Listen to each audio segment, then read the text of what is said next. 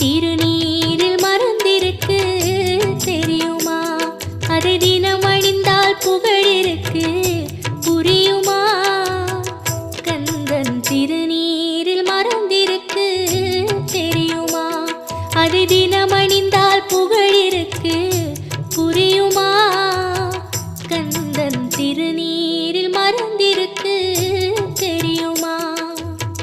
நெற்றிக் கண்ணில் பிறந்தவனே தெரியுமா? அவனை சுற்றி வந்தால் பல